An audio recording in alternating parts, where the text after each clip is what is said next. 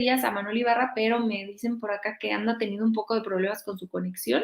Entonces, ahorita que se conecte ya que entre acá a cuadro con nosotros.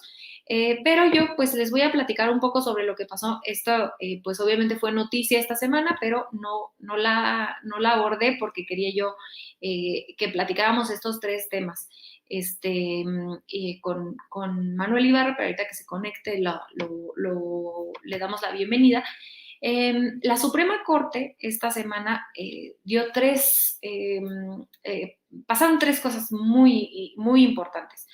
La primera fue que se discutió esta semana la criminalidad, la inconstitucionalidad del Código Penal estatal del estado de Coahuila.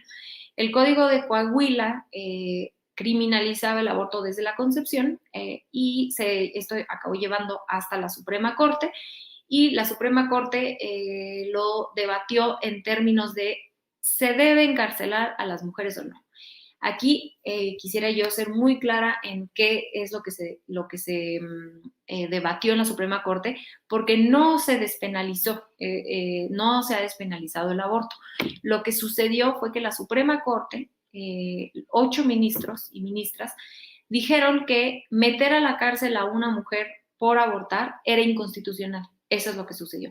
Esto no significa que sea legal y que en los estados donde no es legal se pueda, digamos que las secretarías de salud lo puedan otorgar, sino que si a ti te meten a la cárcel por abortar, tú puedes presentar un amparo y al Poder Judicial del Estado, y como ya hay este fallo de la Suprema Corte, eso sí, en cualquier estado, y la Suprema Corte va por encima de los poderes judiciales estatales, entonces ya no te pueden meter a la cárcel. Te tienen que sacar de la cárcel. Esto nuevamente no significa que esté legalizado, pero sí se dio un paso hacia no meter a la cárcel. Yo siempre me gusta tocar este tema con muchísimo respeto, y yo siempre digo varias cosas. La primera es que nadie quiere abortar, nadie quiere abortar. Esto es una situación que debe ser horrible para cualquier persona, para cualquier mujer que haya pasado por esto. No puedo ni imaginar lo que deba ser, pero que nadie lo hace con ninguna emoción, ni mucho menos. Número dos, el, el hecho de que metan a la cárcel a una mujer o que esté criminalizado para que alguna mujer se vaya a la cárcel, no hace que baje el número de abortos. Es decir, la disyuntiva no es si se debe o no se debe tener el aborto legal en materia de salvar, de que haya más abortos o no. Es decir, cuando se despenaliza el aborto en algún lugar, en la Ciudad de México, por ejemplo, no hay más abortos. Es decir, que cuando está criminalizado el aborto, las mujeres y de igual forma abortan, ¿no? Simplemente lo hacen en clínicas clandestinas que implican un riesgo a su salud. Le voy a dar la bienvenida a mi querido Manuel Ibarra para que ya podamos entrarle más al tema. Ya di la introducción de qué pasó en este tema, pero hay otros dos temas que se discutieron en la Suprema, que pasaron en el Poder Judicial, que ahorita vamos a entrarle. Pero, querido amigo y compañero, te mando un abrazo. ¿Cómo estás, Manuel?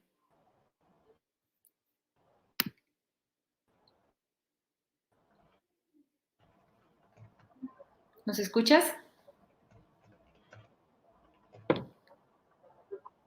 No sé si nos escuchas, soy yo o... Hola, hola. Como que se queda trabado, ¿verdad? Sí. Se me hace que está teniendo un poquito de problemas con su internet, pero bueno, ahorita que regrese, que entra a cuadro directo. Pero bueno, yo nada más quería, acá me decían que no desinformara, pero no sé de qué dicen que desinformo. Acá, Ismael, platícame de qué dices que desinformo, porque lo único que estoy diciendo es que esto implica que haya una descriminalización del aborto, no una legalización, que es diferente. Entonces, nuevamente, en los estados donde no está legalizado el aborto, como por ejemplo, no sé, Guanajuato, los estados panistas en específico,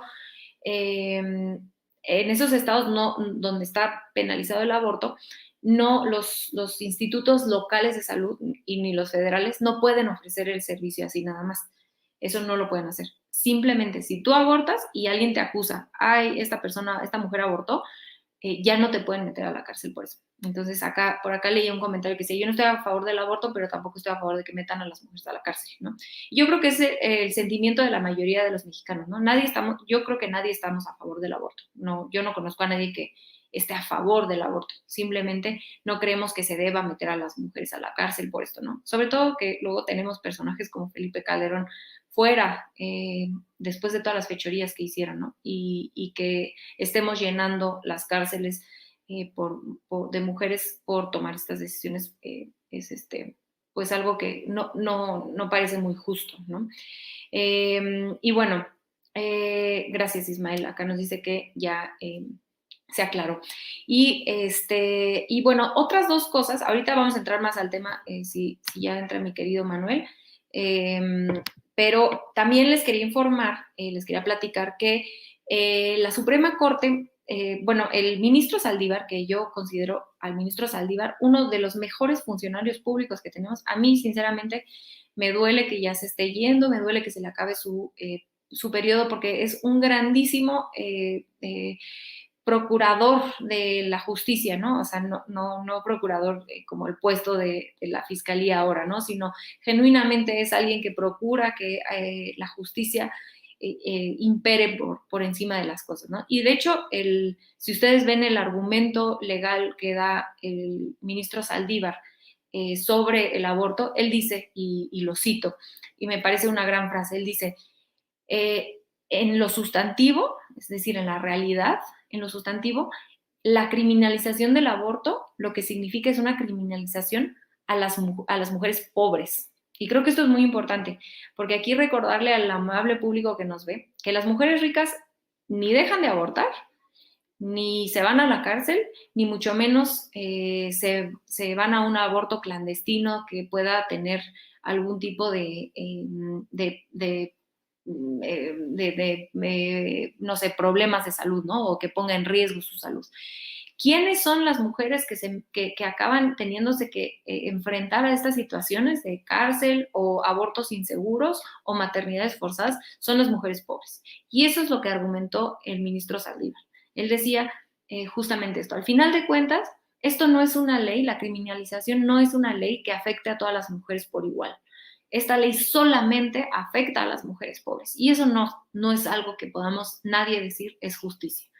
Entonces, pues a mí, como les decía, me parece un grandísimo, grandísimo, grandísimo funcionario público, le tengo mucho respeto. Y este mismo personaje, Arturo Saldívar, dijo que en el Poder Judicial, a partir de ahora, se va a dar 3 meses de licencias de paternidad.